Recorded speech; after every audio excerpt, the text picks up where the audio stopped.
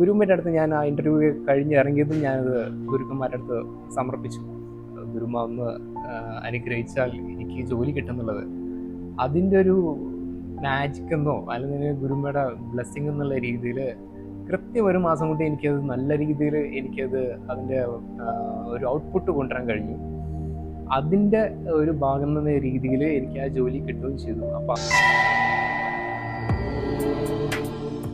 ഓം സുഷുമ്ന, ഓം ശ്രീ ഗുരുഭ്യോ നമ. സുഷുമ്ന ക്രിയാ യോഗാധ്യാനം ജീവിതത്തിൽ വരുത്തിയ ഒരുപാട് മാറ്റങ്ങൾ നമ്മളുമായി പങ്കുവെക്കുവാനായി ഇന്ന് നമ്മോടൊപ്പമുള്ളത് മിഥുൻജിയാണ്. മിഥുൻജി, സ്വാഗതം. ഓം സുഷുമ്ന, ഓം ശ്രീ ഗുരുഭ്യോ നമ. സ്വാഗതം. സുഷുമ്ന ക്രിയാ യോഗ ധ്യാനത്തിലേക്ക് വരാനുണ്ടായ സാഹചര്യങ്ങൾ, ഏത് രീതിയിലാണ് സുഷുമ്ന ക്രിയയിലേക്ക് എത്തിപ്പെട്ടത്, അതൊക്കെ ഒന്ന് ഞങ്ങൾക്ക് പറഞ്ഞു തരാൻ സാധിക്കും? എങ്ങനെയാണ് ഇതിലേക്ക് വരാൻ സാഹചര്യം ഉണ്ടായത് എന്നതൊക്കെ. ഞാൻ തുടക്കം എന്ന രീതിയിൽ, എൻ്റെ പേര് മിഥുൻ. ഞാൻ കേരളത്തിലെ തൃശ്ശൂരിൽ നിന്നാണ് വരുന്നത്. ഞാൻ ഇപ്പോൾ ഫാമിലിയായിട്ട് ദുബായിൽ സെറ്റിൽഡ് ആണ്. ഞാൻ ആദ്യമായിട്ട് ഗുരുമയുടെ ഒരു പ്രോഗ്രാം അറ്റൻഡ് ചെയ്യണത് 2023 ഷാർജ എക്സ്പോ സെൻറ്ററിലെ ഒരു പ്രോഗ്രാമിലാണ്. അപ്പോൾ അന്നാണ് ഞാൻ ആദ്യമായിട്ട് ഗുരുമയിൽ നിന്നൊരു ദീക്ഷ എടുക്കുന്നത്.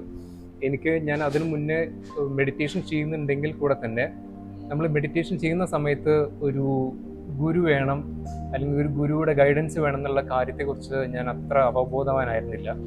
പിന്നീട് എൻ്റെ ചേട്ടൻ പറഞ്ഞതിൽ കൂടിയാണ് ഒരു ഗുരുവിൻ്റെ ഇമ്പോർട്ടൻസ്, ഗുരുവാണ് നമ്മളെ പ്രോപ്പറായി കൈപിടിച്ച് നടത്തുക എന്നുള്ളത് എനിക്ക് പിന്നീട് മനസ്സിലാക്കാൻ കഴിഞ്ഞിട്ടുള്ളത്. അപ്പോൾ അതിൻ്റെ ഭാഗമായിട്ട് അന്ന് 2023 ഷാർജ എക്സ്പോ സെൻറ്ററിൽ എനിക്ക് അങ്ങനെ ഒരു ഭാഗ്യം കിട്ടി. എൻ്റെ കൂടെ എൻ്റെ ഭാര്യ ഉണ്ടായിരുന്നു. ഞങ്ങൾക്ക് രണ്ടുപേർക്കും കൂടിയാണ് ദീക്ഷ കിട്ടിയത്. ആ സമയം എൻ്റെ വൈഫ് പ്രഗ്നൻ്റും ആയിരുന്നു. അപ്പോൾ നമുക്ക് അന്ന് കിട്ടിയിട്ടുള്ളൊരു അനുഗ്രഹം എന്ന് പറഞ്ഞു കഴിഞ്ഞാൽ ഈ മെഡിറ്റേഷനിലൊരു ഇൻട്രൊഡക്ഷൻ കൂടെ തന്നെയായിരുന്നു. പിന്നെ അതുകൂടാതെ തന്നെ നമുക്ക് ഈ ഒരു മെഡിറ്റേഷനിൽ കൂടെ ഭാഗമാവാൻ സാധിച്ചതിൻ്റെ മറ്റൊരു ഗുണം എന്ന് പറഞ്ഞു കഴിഞ്ഞാൽ ഗർഭസംസ്കാരം എന്ന് പറഞ്ഞിട്ടുള്ള ഒരു കാര്യം കൂടെ അതിൽ കൂടെ നമുക്ക് അറിയാൻ പറ്റി, നമുക്ക് ഈ പാതയിൽ കൂടെ തന്നെ.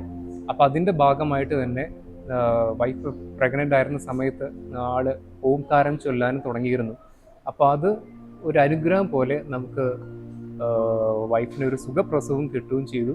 അതുപോലെ തന്നെ നമുക്കൊരു നല്ലൊരു മോനെയും കിട്ടാൻ നമുക്കൊരു ഭാഗ്യമായി ഗുരുമയുടെയും ഗുരുക്കന്മാരുടെ അനുഗ്രഹം. തീർച്ചയായിട്ടും വലിയൊരു ഭാഗ്യമാണ്.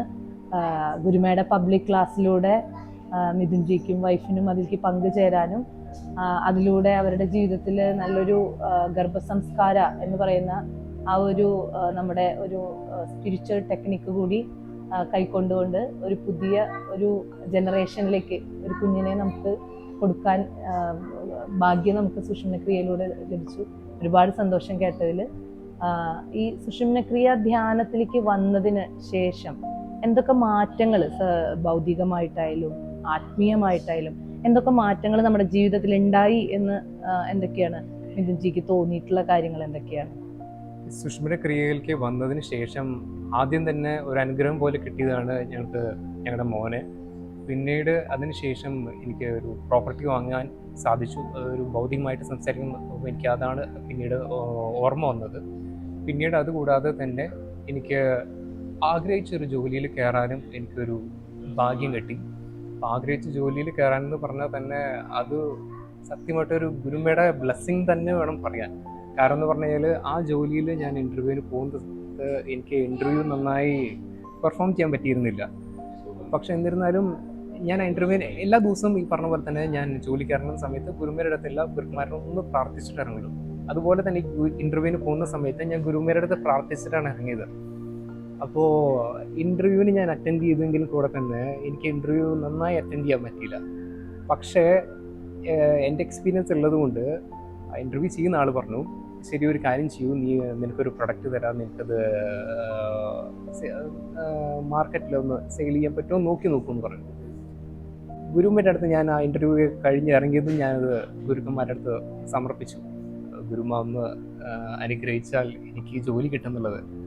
അതിൻ്റെ ഒരു മാജിക് എന്നോ അല്ലെങ്കിൽ ഗുരുമയുടെ ബ്ലെസ്സിങ് എന്നുള്ള രീതിയിൽ കൃത്യം ഒരു മാസം കൊണ്ട് എനിക്കത് നല്ല രീതിയിൽ അതിൻ്റെ ഒരു ഔട്ട്പുട്ട് കൊണ്ടുവരാൻ കഴിഞ്ഞു. അതിൻ്റെ ഒരു ഭാഗം എന്ന രീതിയിൽ എനിക്ക് ആ ജോലി കിട്ടുകയും ചെയ്തു. അപ്പോൾ അത് വലിയൊരു ബ്ലെസ്സിങ് ആണ്. അത് വാക്കുകളിൽ കൂടെ എനിക്ക് പറഞ്ഞറിയിക്കാൻ പറ്റാത്ത ഒരു ബ്ലെസ്സിങ് തന്നെയായിരുന്നു അത്. തീർച്ചയായിട്ടും സുഷുമ്ന ക്രിയ ധ്യാനത്തിന്റെ ഒരു പ്രത്യേകതയാണ് മിഥുൻജി പറയുന്നത്.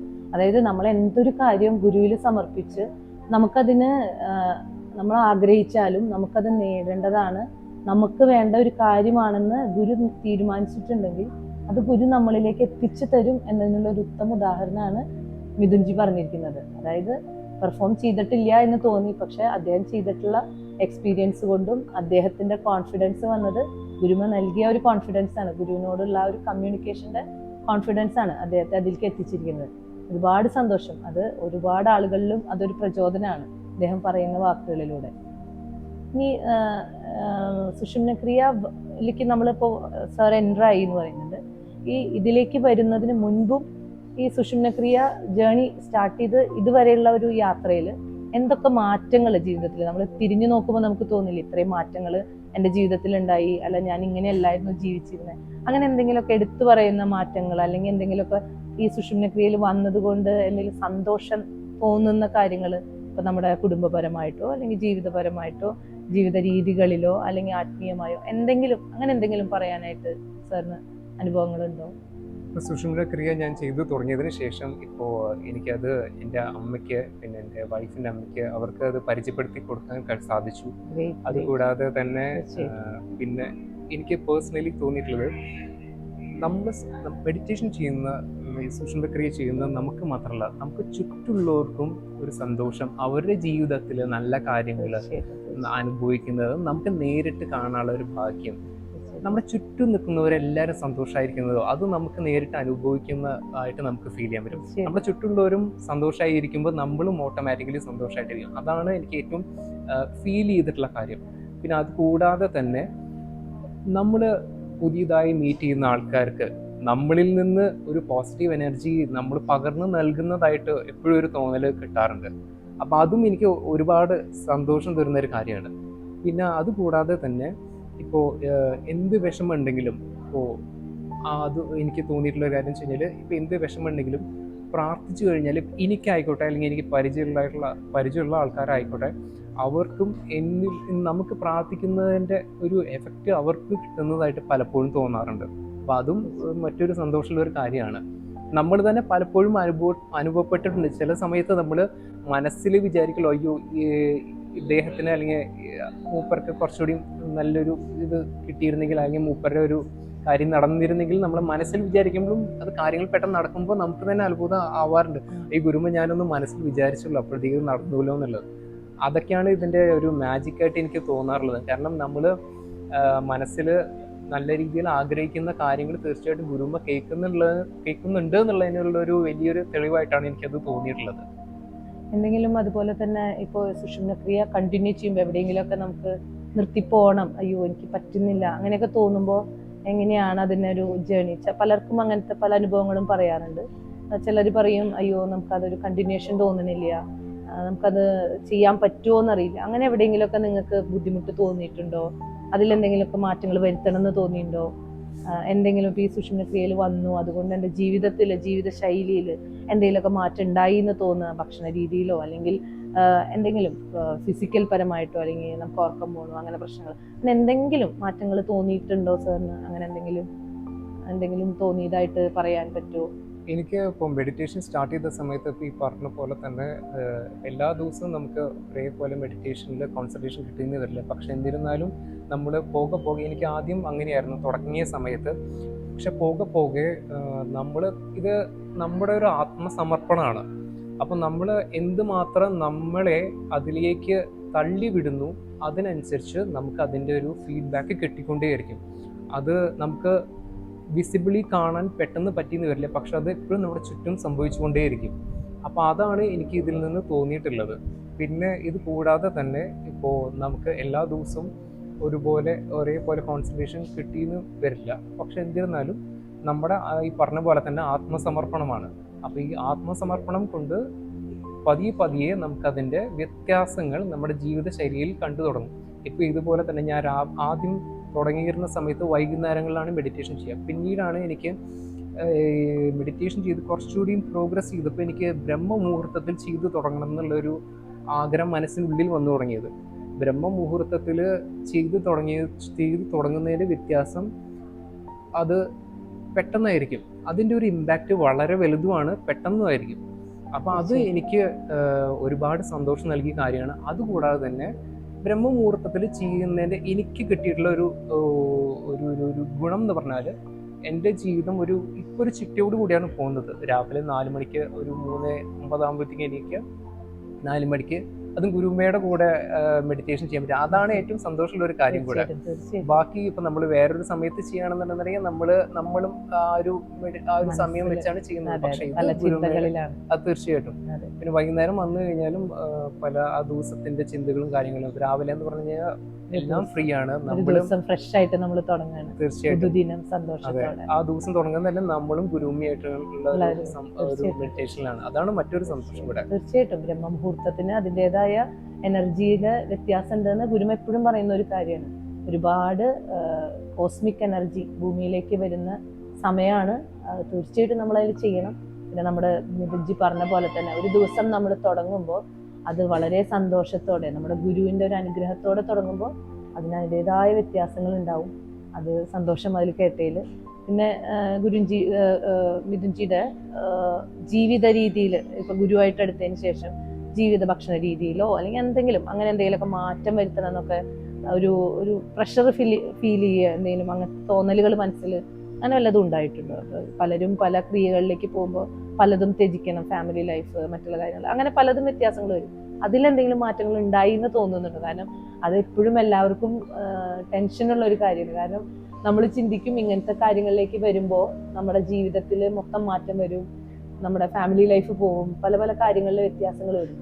അപ്പോൾ തുടക്കം, അതായത് ജീവിച്ച് തുടങ്ങിയിട്ടുള്ള ആൾക്കാരാണ്. ഒരു മോൻ ചെറിയ മകനാണ്. അപ്പോൾ നിങ്ങൾക്ക് അത് കൂടുതൽ വിശദമായിട്ട് പറയാൻ പറ്റും.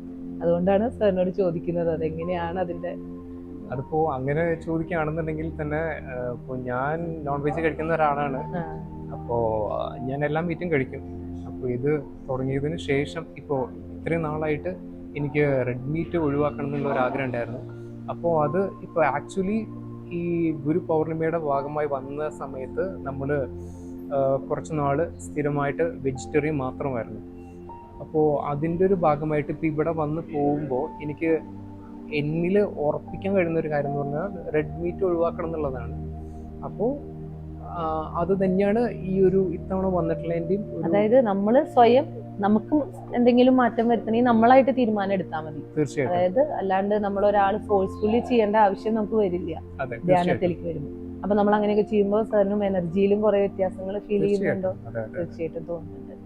പിന്നെ ഇതുവരെയുള്ള യാത്രയിൽ വേറെ എന്തെങ്കിലുമൊക്കെ ഞങ്ങൾക്ക് നല്ല അനുഭവങ്ങൾ പങ്കുവയ്ക്കാനുണ്ടോ? സാറിന്റെ സുഷുമ്ന ക്രിയയിലുള്ള യാത്രകളിൽ കുറെ ആൾക്കാർക്ക് അതൊക്കെ അറിയാൻ താല്പര്യം ഉണ്ടാവും. എന്തൊക്കെയാണ് ജീവിതത്തിൽ വന്നുള്ള മാറ്റങ്ങൾ, ബേസിക് ആയിട്ടുള്ള കാര്യങ്ങളല്ലാണ്ട് ഇപ്പൊ ജോലി അങ്ങനത്തെ അല്ലാണ്ട് ആത്മീയമായ എന്തെങ്കിലുമൊക്കെ മാറ്റങ്ങൾ ജീവിതത്തിൽ സംഭവിച്ചിട്ടുണ്ടോ എന്നൊന്ന് പറയാൻ പറ്റുമോ? ആത്മീയമായിട്ട് പറയുകയാണെന്നുണ്ടെങ്കിൽ തന്നെ ഇപ്പം ഞാൻ പറഞ്ഞല്ലോ, ഞാൻ ആദ്യം ഷാർജയിൽ പ്രോഗ്രാമിൽ വെച്ചിട്ടാണ് ഞാൻ ആദ്യമായിട്ട് മെഡിറ്റേഷൻ ദീക്ഷ കിട്ടിയത്. അമ്മയുടെ പബ്ലിക് ക്ലാസ് ആയിരിക്കും. അതെ, അമ്മയുടെ പബ്ലിക് ക്ലാസ്സിൽ. പിന്നീട് അതിനുശേഷം ഇപ്പം നമുക്ക് എല്ലാ മാസവും ഒരു സത്സംഗ് നടക്കാറുണ്ട് UAE-യിൽ. അബുദാബി, ഷാർജ, ദുബായ് എല്ലായിടത്തും നടക്കാറുണ്ട് ഈ സത്സംഗ്. അപ്പോൾ അതിൻ്റെ ഭാഗമായിട്ട് നമ്മൾ എല്ലാവരും പങ്കെടുക്കാറുണ്ട്. അങ്ങനെ നമ്മൾ സത്സംഗ് ചെയ്യുമ്പോൾ എന്തെങ്കിലും വ്യത്യാസം ഉണ്ടോ? നമ്മൾ ഒറ്റയ്ക്ക് മെഡിറ്റേഷൻ ചെയ്യുന്നതിൽ എന്തെങ്കിലും വ്യത്യാസം? തീർച്ചയായിട്ടും. അത് നമ്മൾ അതെ. കാരണം നമ്മൾ ഒറ്റയ്ക്ക് ചെയ്യുന്നതിനെക്കാട്ടും കൂടുതൽ എനർജിനെക്കാട്ടും ഉപരി നമുക്ക് ചെയ്യുമ്പോൾ ഒരു വൈബ്രേഷൻ നമുക്ക് കിട്ടുന്നത് നമുക്ക് മനസ്സിലാക്കും. കാരണം ഒരാൾ ചെയ്യുന്നതും ഒരു 20 ആൾക്കാരും കൂടിയുള്ള ഒരു ഓംകാരം ചൊല്ലുന്നതിനുള്ള ഒരു വൈബ്രേഷൻ അത് ഭയങ്കര വ്യത്യസ്തമായിട്ട് എനിക്ക് എപ്പോഴും തോന്നിയിട്ടുണ്ട്. അപ്പോൾ സത്സംഗ് നമ്മൾ എപ്പോഴും ചെയ്യുമ്പോൾ അതിൻ്റെ ഒരു വ്യത്യസ്ത ഒരു എനർജിയാണ്. അത് ചെയ്ത് കഴിയുമ്പോഴേ അതിൻ്റെ ഒരു വ്യത്യാസം നമുക്ക് പറയാൻ കഴിയുള്ളൂ. പിന്നെ അതിലേക്ക് ഇപ്പൊ ഈ പറഞ്ഞ പോലെ തന്നെ എന്റെ സുഹൃത്തുക്കളെയും എനിക്ക് കൊണ്ടുവരാൻ കഴിഞ്ഞു. അതൊരു നല്ലൊരു കാര്യമാണ്. നമ്മൾ വലിയൊരു കാര്യമാണ് ചെയ്യുന്നത്. കാരണം നമ്മള് സുഹൃത്തുക്കള് എന്ന് പറയുമ്പോൾ നമുക്ക് കിട്ടുന്ന നല്ല കാര്യങ്ങൾ അവരിലേക്ക് ഷെയർ ചെയ്യുക എന്ന് പറയുന്നത് അതൊരു ബ്ലെസ്സിങ് ആണ്. തീർച്ചയായിട്ടും വലിയൊരു കാര്യമാണ് ഇത് ചെയ്യുന്നത്. നമ്മൾ വർത്താനം പറഞ്ഞതിൽ ആത്മീയ യാത്രയെ കുറിച്ച് ചോദിച്ചു, അത് ബ്രേക്ക് ആയി പോയി, അതൊന്ന് പറഞ്ഞോളൂ. ആത്മീയ യാത്രയിൽ ഈ പറഞ്ഞ പോലെ തന്നെ പിന്നീട് എനിക്ക് പറയാനുള്ളത്, ഇപ്പം നമ്മൾ ഈ സുഷുമ്ന മെഡിറ്റേഷൻ്റെ ഭാഗമായതിനു ശേഷം നമ്മൾ ചെല്ലുന്ന സ്ഥലങ്ങളിൽ ഈ കുറച്ചുകൂടി ഹയർ ലെവലിൽ നിൽക്കുന്ന സ്പിരിച്വലി എവേക്കൻഡ് ആയിട്ടുള്ള ആൾക്കാരെ, വ്യക്തികളെ മീറ്റ് ചെയ്യാൻ പറ്റുന്നത് അതൊരു ഭാഗ്യം. നമ്മൾ അമ്പലത്തിൽ പോയാലുള്ള അവിടുത്തെ ഒരു എനർജി നമുക്ക് മനസ്സിലാക്കാൻ പറ്റുക. അതുപോലെ തന്നെ നമുക്കിപ്പോൾ പല പല ആൾക്കാരെ, ഇപ്പോൾ ഈ സ്പിരിച്വലി എവേക്കൻഡ് ആയിട്ടുള്ള ആൾക്കാരെ നമ്മൾ പോലും വിചാരിക്കാതെ ഒരു ഭാഗ്യം പോലെ വന്നു ചേരുന്നതായിട്ട് എനിക്ക് പലപ്പോഴും തോന്നിയിട്ടുണ്ട്. അത് തന്നെ ഞാൻ ആലോചിച്ചിട്ടുണ്ട്, എങ്ങനെയാണ് ഈ ഒരു ഭാഗ്യം പോലെ ഇത് എല്ലാം കണക്റ്റായി വരുന്നത് എന്നുള്ളതാണ്. ഗുരു നൽകുന്ന ഒരു അനുഗ്രഹങ്ങൾ തീർച്ചയായിട്ടും കണക്കാക്കാം. ഇനി മിഥുൻജിക്ക് എന്തെങ്കിലും ഇനി ഇതുവരെയുള്ള യാത്രയിൽ വേറെ എന്തെങ്കിലും പ്രേക്ഷകരോട് പറയാനുണ്ടെങ്കിൽ അതും കൂടി പറയാം. ഇതിപ്പോ ഇതുവരെ പറഞ്ഞതെല്ലാം ഇതിലേക്ക് വരാൻ സ്റ്റെപ്പ് ചെയ്ത് നിൽക്കുന്ന ആൾക്കാർ, ചില ആൾക്കാർ സ്റ്റെപ്പ് ചെയ്തിട്ടുണ്ട്, മുന്നോട്ട് വന്നിട്ട് കുറെ ആൾക്കാർക്ക് ശരിയാവുന്നില്ല എന്ന് തോന്നുന്ന ഒരുപാട് വ്യക്തികളുണ്ടാവും. അവർക്ക് എന്താണ് ഇൻസ്പിറേഷൻ കൊടുത്ത് പറയാനുള്ളത്? കാരണം ധ്യാനം എന്ന് പറയുന്നത് നമ്മുടെ മനസ്സിന്റെ ഒരു കൺട്രോളാണ്. അത് ഈസി ആയിട്ടുള്ള ഒരു കാര്യമല്ല എന്ന് നമുക്ക് എല്ലാവർക്കും അറിയാം. കാരണം നമ്മൾ ഇതുവരെ തുടർന്ന് പോയിരുന്ന കുറേ കാര്യങ്ങളിൽ നിന്ന് നമ്മൾ നമ്മുടെ മനസ്സിനെ കൺട്രോൾ ചെയ്ത് ചെയ്യുന്ന ഒരു കാര്യമാണ്. അപ്പോൾ പലർക്കും നമ്മളൊരു ജപം ചെയ്യുന്ന പോലെയല്ല ധ്യാനം എന്ന് പറയുന്നത്, വളരെ വ്യത്യാസമുണ്ട്. അപ്പോൾ ആ ധ്യാനത്തിലേക്ക് വരാനായിട്ട് എന്തൊക്കെയാണ് ധ്യാനം ചെയ്ത് നിർത്തിയിരിക്കുന്ന വ്യക്തികൾ, അത് ഇനി ധ്യാനത്തിലേക്ക് വരാൻ ആഗ്രഹിക്കുന്ന ആൾക്കാർ, അവർക്കൊക്കെ എന്താണ് ഇപ്പോൾ തുടക്കം എന്ന നിലയിൽ സാറിന് പറയാനുള്ളത് എന്നൊന്ന് പറയാൻ പറ്റും? ഇത് എനിക്ക് പറയാനുള്ളത് എന്താ വെച്ച് കഴിഞ്ഞാൽ, എനിക്ക് ഒരുപാട് സമയം എടുത്തിട്ടാണ് എനിക്ക് ഈ ഫുൾ മെഡിറ്റേഷനിലേക്ക് വരാൻ സാധിച്ചത്. അതായത് മെഡിറ്റേഷൻ ഇൻ ദ സെൻസ് ഒരു കോൺസെൻട്രേഷനിലേക്ക് വരാൻ സാധിച്ചത്. അത് ചില ആൾക്കാർക്ക് നേരത്തെ കിട്ടും, ചില ആൾക്കാർക്ക് കുറച്ച് സമയം എടുക്കും. എന്നെ സംബന്ധിച്ചിടത്തോളം എനിക്ക് ഒരുപാട് സമയം എടുത്തു. പക്ഷെ എന്നിരുന്നാലും ഇപ്പോൾ ഒരുപാട് തവണ തോന്നിയിട്ടുണ്ട് ഇത് ഒരു ബ്രേക്ക് എടുത്താലോ അല്ലെന്നുണ്ടെന്നുണ്ടെങ്കിൽ നമ്മൾ ചെയ്യുന്ന സമയം കുറച്ചാലോ എന്നുള്ളത്. പക്ഷെ അത് കട്ട് ചെയ്യാതെ കൊണ്ടുപോകുക എന്നുള്ളതാണ് നമ്മൾ ചെയ്യേണ്ട ഒരു കാര്യം. കാരണം എന്ന് പറഞ്ഞു കഴിഞ്ഞാൽ ഞാൻ മുന്നേ പറഞ്ഞതുപോലെ ഇതൊരു ആത്മസമർപ്പണമാണ്. അപ്പോൾ നമ്മൾ എത്രത്തോളം ആത്മസമർപ്പണം ചെയ്ത് ദിനചര്യയെ പോലെ നമ്മുടെ ദിനചര്യമായിട്ട് അത് കൂടെ കൂട്ടിക്കൊണ്ടു പോകുന്നു എന്നുള്ളതാണ് നമ്മൾ ഇമ്പോർട്ടൻ്റ് ആയിട്ട് കണക്കാക്കേണ്ടത്. കാരണം നമ്മൾ മെഡിറ്റേഷൻ ചെയ്യുന്ന കാര്യങ്ങൾ, എല്ലാ ദിവസവും മെഡിറ്റേഷൻ ചെയ്യുന്ന കാര്യങ്ങൾ ഗുരുക്കന്മാരായിട്ട് കണക്ട് ചെയ്ത് തന്നെയാണ് പോകുന്നത്. അപ്പോൾ നമ്മൾ ഒരു ദിവസം അതിൽ മുടക്ക് വിചാരിക്കാതെ കട്ടാക്കാതെ കൊണ്ടുപോകുക എന്നുള്ളതാണ് എനിക്ക് പറയാനുള്ളത്. ഇപ്പോൾ തുടങ്ങാൻ ആഗ്രഹിക്കുന്ന ആളുകളായാലും അല്ലെങ്കിൽ ഇപ്പോൾ കുറച്ച് നാളായിട്ട് മുടങ്ങി കിടക്കുന്ന ആൾക്കാരായിട്ടുള്ള ആളുകളുടെ അടുത്തും എനിക്ക് പറയാനുള്ളത് അതാണ്. നമ്മളിപ്പോൾ അത് ഒരിക്കൽ തുടങ്ങിയെന്നുണ്ടെന്നുണ്ടെങ്കിൽ ഇൻ ബിറ്റ്വീൻ നിർത്തിയെന്നുണ്ടെങ്കിൽ കൂടെ തന്നെ വീണ്ടും തുടങ്ങുക. അത് ഒരു ദിനചര്യ പോലെ കൊണ്ടുപോകാൻ ശ്രമിക്കുക. പതിയെ നിങ്ങൾക്കത് വ്യത്യാസം മനസ്സിലാക്കും. ചിലപ്പോൾ നിങ്ങൾക്കൊരു 15 ദിവസം ചെയ്താൽ ചിലപ്പോൾ വ്യത്യാസം മനസ്സിലായെന്ന് വരില്ല, ചിലപ്പോൾ കുറച്ചുകൂടി കഴിഞ്ഞിട്ടായിരിക്കും. അത് ഓരോരുത്തർക്കും ഓരോരോ തലങ്ങളിലാണെന്നാണ് ഞാൻ മനസ്സിലാക്കിയിട്ടുള്ളത്. അപ്പോൾ നമ്മുടെ സമയം വരെ നമ്മൾ ചെയ്യുക. തീർച്ചയായിട്ടും എല്ലാ ദിവസവും മെഡിറ്റേഷൻ ചെയ്യുന്നത് ഗുരുക്കന്മാർ അറിയുന്നുണ്ട്. നമ്മുടെ ആത്മസമർപ്പണം ആണ് അവരറിയുന്നത്. അപ്പോൾ നമ്മളത് എത്രത്തോളം കൊണ്ടുപോകാൻ പറ്റുന്നോ അത്രത്തോളം കൊണ്ടുപോകുക. അതിനനുസരിച്ചുള്ളൊരു ബലം തീർച്ചയായിട്ടും നമ്മുടെ ലൈഫിൽ റിഫ്ലക്റ്റഡ് ആയിരിക്കും. മിഥുൻജി പറഞ്ഞതനുസരിച്ചിട്ട് നമ്മൾ സ്ഥിരം ഗുരുക്കന്മാരായിട്ട് എത്രത്തോളം കമ്മ്യൂണിക്കേറ്റ് ചെയ്യുന്നു, അതായത് സമ്പർക്കത്തിൽ ഏർപ്പെടുന്നു, അത്രത്തോളം നമുക്ക് ആ എനർജിയും നമ്മളിലേക്ക് വരും. അതുപോലെ തന്നെ ചെറിയ ചെറിയ മാറ്റങ്ങൾ നമ്മുടെ ജീവിതത്തിൽ സാറ് പറഞ്ഞത് മനസ്സിലാക്കുമ്പോൾ ചെറിയ ചെറിയ മാറ്റങ്ങളായിട്ട് പുറമേ നിൽക്കുന്ന ആളുകൾക്ക് തോന്നിയാലും വലിയ മാറ്റങ്ങളായിരിക്കും. അത് വലിയ മാറ്റങ്ങൾക്കുള്ള ഒരു മുന്നോടിയാണ്, ചവിട്ടുപടിയായിട്ടാണ് മനസ്സിലാക്കിയിരിക്കുന്നത്. ഗുരുവായിട്ട് എപ്പോഴും കമ്മ്യൂണിക്കേറ്റ് ചെയ്യുമ്പോഴുള്ള ഒരു പ്രത്യേകത. മിഥുൻജി അതുപോലെ ഇപ്പൊ പറഞ്ഞു ദിനചര്യയുടെ ഒരു കാര്യം പറഞ്ഞു. അപ്പൊ ഈ ദിനചര്യയിൽ എന്താണ് കൂടുതൽ ഇനി ഉൾപ്പെടുത്തേണ്ട വല്ലതും മറ്റുള്ളവർക്കൊന്ന് പറഞ്ഞു കൊടുക്കാൻ പറ്റുമോ എന്നുള്ളത് ഒന്ന് പറഞ്ഞു തരാൻ പറ്റും? ദിനചര്യയുടെ ഭാഗമായിട്ട് പിന്നെ എനിക്ക് പറയാനുള്ളത് എന്താണെന്ന് വെച്ച് കഴിഞ്ഞാൽ, നമ്മുടെ കഴിഞ്ഞ കുംഭമേളയുടെ സമയത്താണ് ഗുരുമ്മ ഒരു മെസ്സേജ് പറഞ്ഞിട്ടുണ്ടായിരുന്നത്. അതായത് ഇൻട്രോസ്പെക്ഷൻ എല്ലാ ദിവസവും ചെയ്യുന്നു എന്നുള്ളത്. അപ്പോൾ അത് നമ്മൾ രാത്രി കിടക്കുന്ന സമയത്ത് പ്രാർത്ഥിച്ചതിന് ശേഷം നമ്മൾ ആ ദിവസം രാവിലെ മുതൽ വൈകുന്നേരം കിടക്കുന്ന വരെയുള്ള കാര്യങ്ങൾ എന്തൊക്കെയാണ് നടന്നതെന്നുള്ളത് നമ്മുടെ മനസ്സിൽ ഒന്ന് ഓടിച്ചു നോക്കുക. നമ്മൾ ആരുടെ അടുത്തൊക്കെ ഏതൊക്കെ രീതിയിൽ പെരുമാറി, നമ്മൾ ആരെങ്കിലും വാക്കുകൾ കൊണ്ട് വേദനിപ്പിച്ചോ, അല്ലെങ്കിൽ നമ്മുടെ ഒരു നോട്ടം മതി ഒരാളെ വിഷമിപ്പിക്കാനായിട്ട്. മനസ്സിലാക്കരുത്. അതെ, തീർച്ചയായിട്ടും. അപ്പൊ അങ്ങനെയൊക്കെ എന്തെങ്കിലും ചെയ്തു എന്നുള്ളത് നമ്മളൊന്ന് അനലൈസ് ചെയ്യുക. അതിൽ കൂടെ തന്നെ നമുക്ക് നമ്മുടെ നെഗറ്റീവ് സൈഡുകൾ എന്തെങ്കിലും ഉണ്ടെങ്കിൽ നമുക്ക് തീർച്ചയായിട്ടും ഇമ്പ്രൂവ് ചെയ്യാനുള്ള ഒരു കാര്യമാണ്. പക്ഷെ അതും ഈ പറഞ്ഞ പോലെ തന്നെ നമ്മൾ എല്ലാ ദിവസവും തുടർച്ചയായി ചെയ്യുമ്പോൾ അതിന്റെ ഒരു വ്യത്യാസം തീർച്ചയായിട്ടും അതും കാണുന്നുണ്ട്. അപ്പോ അത് കാണുന്നു എന്ന് പറയാനായിട്ട് അലേർട്ടാണ്. അതെ അതെ അതെ. അടുത്ത തവണ അതേ വ്യക്തി കാണുമ്പോൾ നമുക്ക് ഓട്ടോമാറ്റിക്കലി ആ കാര്യം കണക്ട് ആവും. അപ്പൊ അതും ചെയ്യരുത് എന്നുള്ള കാര്യം തീർച്ചയായിട്ടും ചെയ്യരുത്, അല്ലെങ്കിൽ സംസാരിക്കല്ലെങ്കിൽ അങ്ങനെ പറയരുത് എന്നുള്ളത്. അപ്പൊ അതും തീർച്ചയായിട്ടും ഒരു കാര്യം, ഒരു ധ്യാനം ആണ്. അതാണ് മിഥുൻജിയുടെ പറയുന്നത്. നമ്മൾ എത്രത്തോളം നമ്മളെ മനസ്സിലാക്കുന്നു, നമ്മളെ ആത്മീയമായി അറിയുന്നു, അതും ഒരു ധ്യാനമാണെന്നാണ് ഇപ്പോൾ അത് മനസ്സിലാക്കാൻ പറ്റുന്നത്. അപ്പോൾ മിഥുൻജി ഒരുപാട് കാര്യങ്ങൾ നമ്മളായിട്ട് പങ്കുവച്ചു. ഒരുപാട് സന്തോഷം മിഥുൻജി. ഗുരുക്കന്മാരെ കുറിച്ചും ഗുരു ജീവിതത്തിൽ നടത്തിയ സ്വാധീനത്തെക്കുറിച്ചും ഗുരു എങ്ങനെയൊക്കെ പ്രവർത്തിച്ചു എന്നതിനെക്കുറിച്ചും ഭൗതികമായും ആത്മീയമായും ഇപ്പോൾ സാറ് പറഞ്ഞതിൻ്റെ ഇടയിൽക്കൂടെ എനിക്ക് മനസ്സിലായി കുംഭമേളയ്ക്കൊക്കെ പോകാനുള്ള ഭാഗ്യം ഉണ്ടായി. അതൊക്കെ വലിയൊരു കാര്യമാണ്. പൂർണ്ണ കുംഭമേളയ്ക്കാണ് പോയത് എന്ന് ഇപ്പൊ നടന്നത് അതാണ്. അപ്പൊ അതൊരു വലിയ ഭാഗ്യമാണ്. അപ്പോൾ ഗുരുവിന്റെ ഓരോ വാക്കുകളും എന്താണ് ഗുരു പറയുന്നത് എന്ന ഓരോ വാക്കും ഉൾക്കൊണ്ടുകൊണ്ട് മുന്നോട്ട് പോകുന്ന ഒരു സുഷുമ്ന ക്രിയായോഗിയാണ്. അദ്ദേഹത്തിന്റെ ഇപ്പൊ ചെറിയ ഒരു കാലയളവിൽ ഇത്രയും മാറ്റങ്ങൾ വരുത്തിയിട്ടുണ്ട്. തുടർന്നും ഒരുപാട് ഗുരുകൃപ കൂടെ ഉണ്ടാവട്ടെ, ഗുരുവിന്റെ അനുഗ്രഹം എപ്പോഴും കൂടെ ഉണ്ടാവട്ടെ. ഇനിയും ഒരുപാട് അനുഭവങ്ങൾ ഇനിയും ഞങ്ങളായിട്ട് പങ്കുവയ്ക്കാനുള്ള അവസരം ഉണ്ടാവട്ടെ.